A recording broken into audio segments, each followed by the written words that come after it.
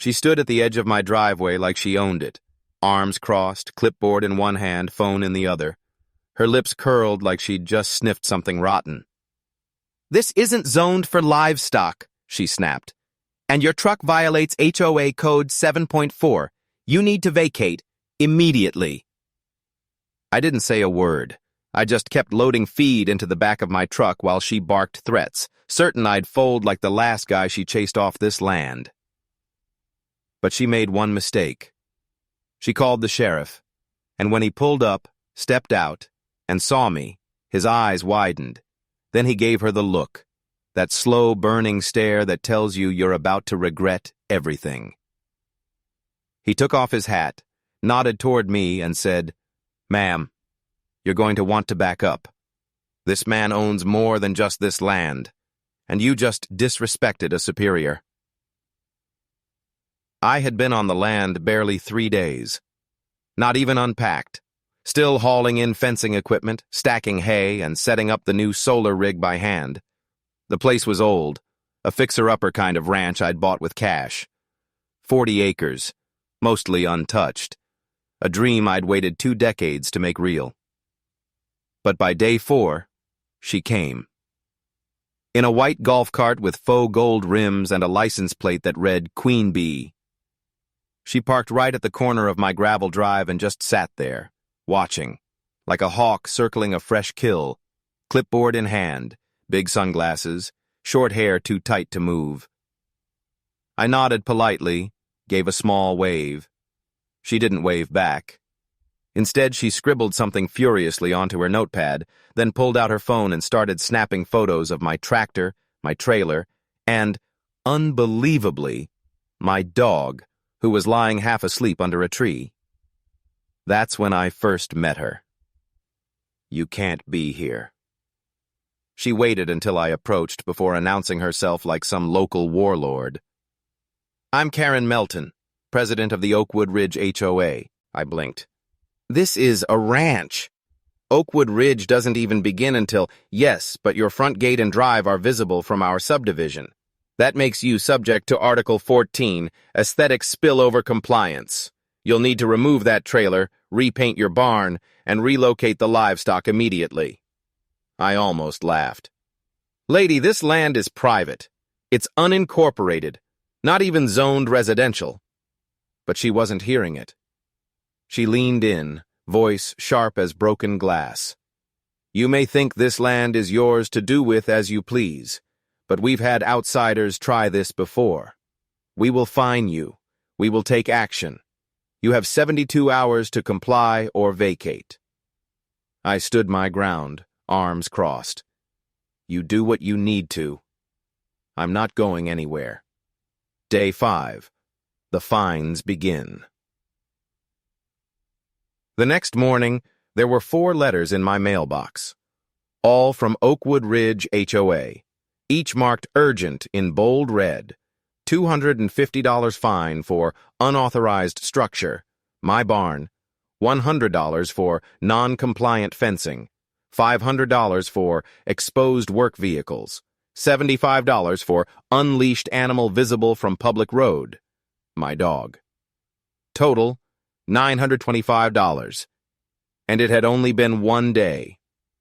No signatures, no legal standing, just HOA letterhead and a printed warning.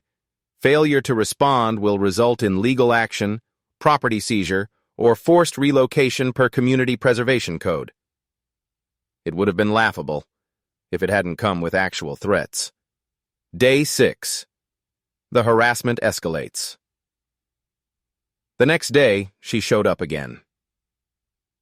This time with 2 more HOA board members in tow, all 3 of them in matching polo shirts like some kind of neighborhood SWAT team. They parked at the edge of my property, right near my gate, then stood there taking more photos, pointing, gesturing, writing notes. My neighbor Joe, an old Vietnam vet with 12 acres just south of me, saw it all. He pulled up on his ATV and muttered, "They did this to me in '04. Tried to say my horse shelter was a temporary dwelling until I called a friend from the zoning board." "Did it work?" I asked. Joe just grinned. Karen stopped coming around after that, but you're their new project. Day 7. The police show up. It happened around 6:40 a.m. I was feeding the goats when I heard tires crunching gravel. 2 squad cars pulled into view. Sheriff's Department. Both deputies stepped out cautiously. "Morning, sir. We had a call from the Oakwood Ridge HOA about a trespasser refusing to leave their property." I laughed. "Their property?" They looked down at the printout in the file. Karen's name, her description, accusations of squatting, claims of forged land titles, even a note saying I had military training and might resist arrest. One of the deputies squinted at me. "You got proof of ownership?" I didn't say a word, just walked into the trailer, came back with the original signed deed, complete with GPS coordinates, water rights, and mineral exclusions. The younger deputy whistled. "Well, this ain't HOA jurisdiction. That's for damn sure." They radioed it in. No criminal issue, no civil grounds. I was 100% in the clear. But then, from the corner of the road, came the screech of brakes, Karen's golf cart again. She stormed out, phone already recording, finger jabbing through the air. "I don't care what he showed you. This man is dangerous. He's trespassing on land that disrupts our visual code." Before she could finish, one of the deputies put a hand up. "Ma'am, this isn't your land. It never was."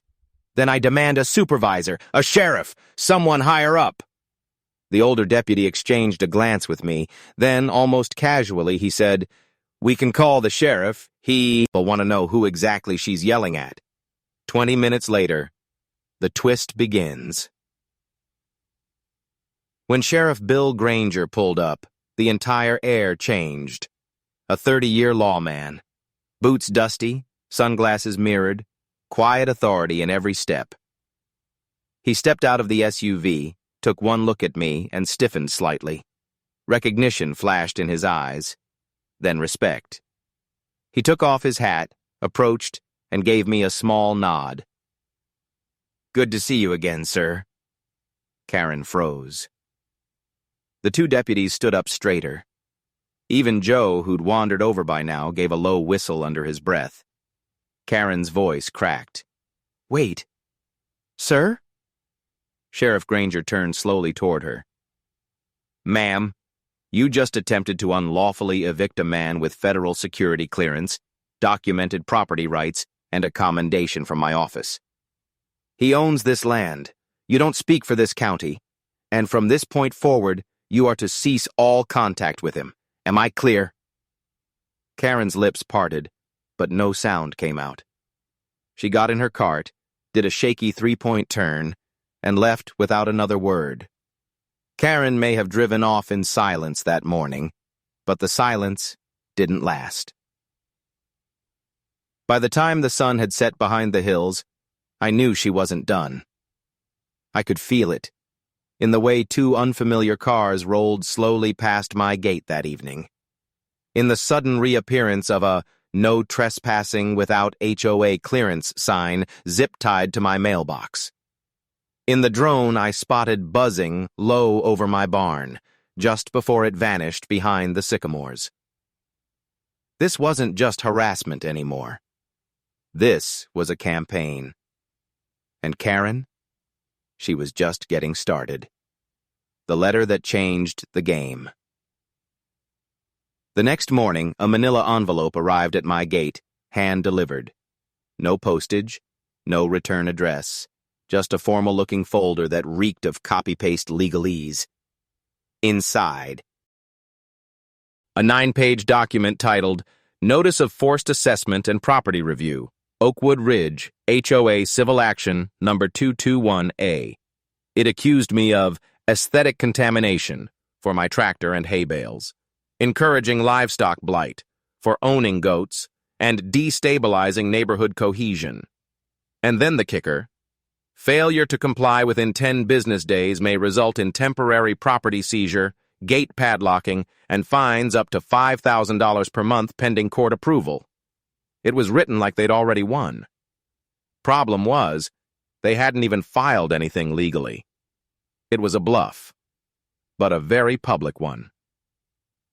Because by noon, copies of that document were taped all over my front gate, and a mass email had been sent to HOA members titled, "New Squatter Threat at Community Border. Action in Progress. A visit from the board." 2 days later, they showed up. Not just Karen this time, but the entire HOA board. 6 people, dressed like they were going to brunch, armed with clipboards and smug expressions.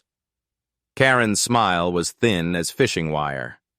"We've convened an emergency board session and voted 6-0 to declare your land a visual intrusion.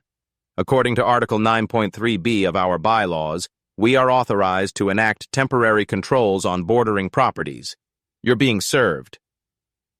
She handed me a packet of documents so thick they needed a binder clip. "Unless you remove the structures, relocate the animals, and cease non-compliant activities, we'll begin filing liens against your land." I flipped through the papers. It was all junk. No real jurisdiction. Just empty threats dressed up in homeowner legal theater. But I didn't let that show. Instead, I smiled and said, "Well, thank you. I'll review this with my contacts." Karen smirked. "You mean your lawyer?" I paused, looked her in the eyes, and replied, "No, I mean the guy who trained the state inspectors. You've met him, actually. He's married to the judge assigned to your district. I went to his retirement party." Her smile faltered. I watched her eyes dart, like she'd just realized I wasn't playing defense. Why Karen was so desperate. That night, I met Joe again down by the southern fence line. He had brought over some extra feed sacks and a 6-pack. He sat on an upturned barrel, sipped his drink, and said, "You know why she's coming after you, right?" I shrugged. "Because she's power-hungry?" Joe laughed. "Nah, son, because she's scared." He explained the backstory I hadn't known. Apparently, Karen's HOA had been working with a developer. Big money. They were trying to quietly push the county into rezoning the area for high-end homes. HOA members had been promised buyouts, double or triple their property value if they could clear the undesirables and expand the border. There was just one problem: me. My land sat right between Oakwood Ridge and the Forest Reserve. Without it, their plan was dead in the water. I was the last piece of open ground, and the only one who hadn't signed anything. That's why they needed me gone. Not just annoyed, not just fined. Evicted. Karen's final move. A surprise visit. 2 days later, she returned. Alone. No board, no clipboard. Just that little white cart and a leather purse slung over her shoulder. She parked at the edge of the driveway and stepped out slowly. "I'd like to talk," she said. I didn't answer, just kept sanding down a wooden fence post, letting the silence stretch. She cleared her throat. "Look, I may have overreacted. The HOA gets passionate about standards. I'm sure you understand." Still sanding. Then she dropped the mask. "I know who you are." Finally, I looked up. She took a step closer. "You think I didn't do a background check? You think the county records didn't raise flags when you paid? Cash and waived inspection." Her voice dropped. "We know you weren't always just a rancher. People are asking questions. The board is nervous, and the last thing we need is more attention from people like you." Now she was fishing, bluffing, but that meant she was desperate. "So here's what I'm offering," she continued. "Sign this land over.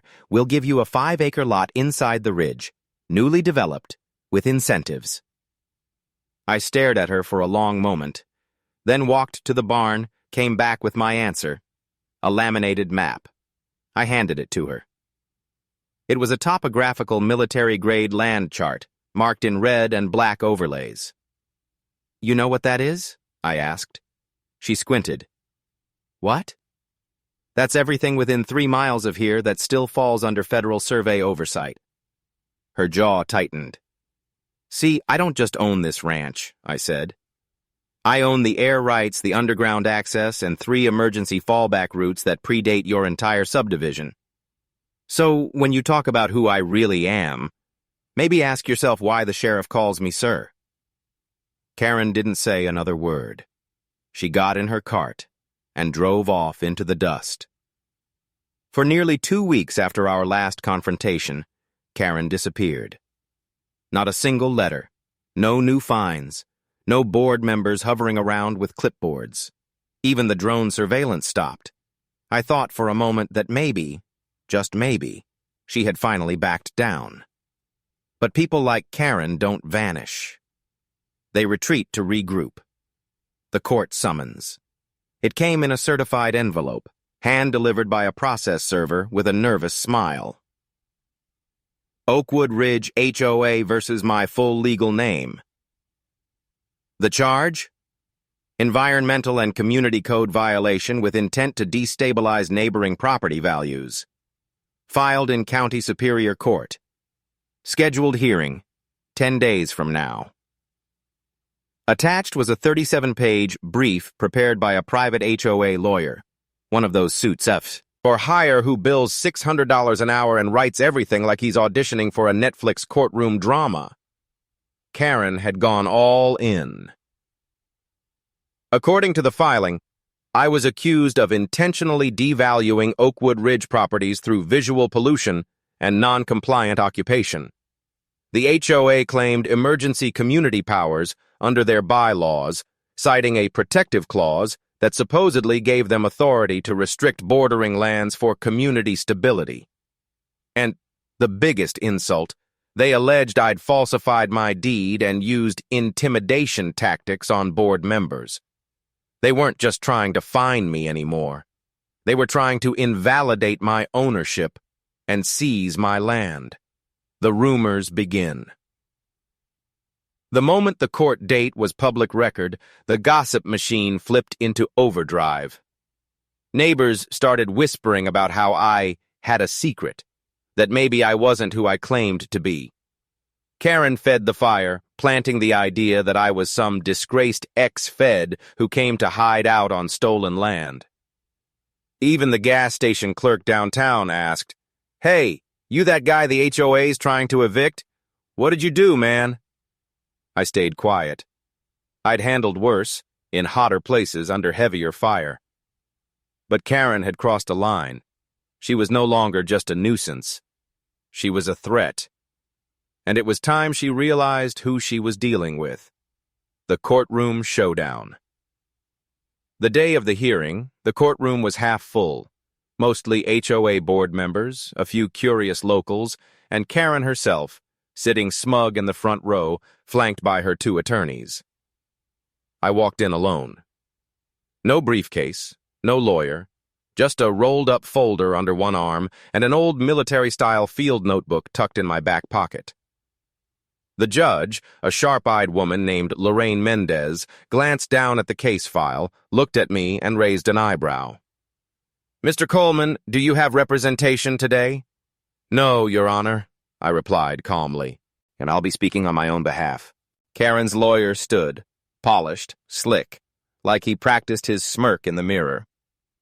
He went first, presenting a full slideshow of satellite images, photos of my livestock, expert assessments from HOA paid evaluators, and projections claiming Oakwood Ridge had lost $1.2 million in potential value due to my ranch's presence.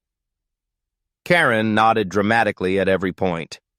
He ended with, "Your Honor, this man is not part of this community. He has no interest in shared values. He's a rogue element. We are simply trying to preserve our way of life." I waited a moment, then stood, walked slowly to the center, and unrolled the document I'd brought. "Let's talk about authority." "Your Honor," I began, "this land was purchased legally, with full deed transfer recorded under Federal Survey, Title 23, subsection C. I own it under both state and federal protection, which includes mineral, air, and emergency service rights. I handed a copy to the judge and to the clerk. Then I dropped the real hammer. I'm also classified as a Level 2 Infrastructure Security Advisor under Homeland Directive 47B. Retired, but still active in emergency zoning compliance, which gives me oversight access to any land disputes involving buffer zones. The courtroom went still. Even the HOA lawyer leaned back, blinking. I looked at Karen. You know those easement lines you tried to redraw on the county zoning map? I said. She paled. I helped design those. And then I handed the judge one final document, a signed letter from Sheriff Bill Granger confirming my identity, my clearance, and my right to occupy, maintain, and modify the land within my plot as protected by Rural Emergency Access Law. And if you need further confirmation, I added, please feel free to contact the district's federal liaison, whose number is on the back. He's expecting the call. The judge stared for a long moment, then slowly turned toward Karen and her legal team. Do you have anything else to say? Karen stood up, trembling. We didn't know. He never said. The judge raised her hand. Ms. Melton, this isn't about what he didn't say. It's about what you did. Filing false claims, abusing community legal channels, and attempting to intimidate a landowner under full protection. Her gavel hit the desk like thunder. Case dismissed. And I strongly advise the Oakwood Ridge HOA to reconsider its leadership before it finds itself on the wrong end of a civil countersuit. Karen's world collapses. By the time I stepped outside, half the board had already begun to whisper about removing Karen from the presidency. 3 would resign by the end of the month. A county investigation into HOA harassment practices was opened a week later. As for Karen, she stopped coming around entirely. Her golf cart was sold. Her house, listed quietly online with motivated seller tagged in bold. Word was, she left the state. After the courtroom showdown, I could have gone quiet. I could have resumed building fence lines and hauling hay, pretending like none of it ever happened. But I wasn't built for passive silence, not after the months of threats, the fake fines, the camera drones, and Karen's smug lectures about standards. No, I wasn't going to just move on. I was going to make a statement. Something unforgettable, the sign that changed everything. It started with a 12-foot pole, steel-reinforced, concrete-anchored, and raised just inside my property line, but directly in view of Oakwood Ridge's main entrance. I welded it myself, took my time, smoothed every edge by hand. Then I installed the sign. Black background, bold white letters, solar lit from beneath. It read, Private land, protected by federal clearance. Trespassers will be documented, published P. Rose-cuted. And underneath that, in smaller red script, ask your former HOA president why this land can't be touched. By sundown, people were stopping to take photos. By morning, someone had posted it to the local Facebook group. By the end of the week, it was on Reddit. 2,000 upvotes. Hundreds of comments. Karen's name came up in all of them. The legacy move, turning the land into a sanctuary, but the sign wasn't the real ending. The real move came next, one that ensured no HOA would ever have a reason or a right to challenge this land again. I partnered with a nonprofit organization I'd quietly advised for years, the National Rural Heritage Trust. Together, we filed a land covenant, permanently classifying 35 of my 40 acres as a conservation and veteran outreach sanctuary. The paperwork was airtight. No future zoning could override it. No corporate developers could build on it. No HOA within 5 miles could claim visual influence over a protected site. We even installed a small welcome center, a restored barn with 2 flags out front, one American, one for veterans, and a plaque that read, "In honor of those who served quietly and stood their ground when it mattered." 1 year later, the ranch was thriving. What used to be a quiet patch of scrub and dust was now a working land project, part rescue, part retreat, part symbol. Veterans came by to volunteer. School kids toured the barn. Even the sheriff dropped in once a month, bringing coffee and updates from the county. Karen's old house? Still for sale. No one wanted it, because now everyone knew. They knew what she'd tried. They knew how it ended. And they knew the land she tried to steal had become untouchable. The final scene. One evening I stood at the fence line. Sunset behind me, cows in the pasture, the flag gently lifting in the breeze. A couple in a shiny SUV slowed as they passed. The woman leaned out the window and said, "Are you the guy? The one Karen tried to evict?" I nodded once. The husband grinned. "Good. We just be. We ought the place down the road. It's comforting knowing someone like you's around." They drove on, and I stood there a little longer, sipping coffee, the same way I did before the storm. Because the land was quiet again. And this time, it would stay that way.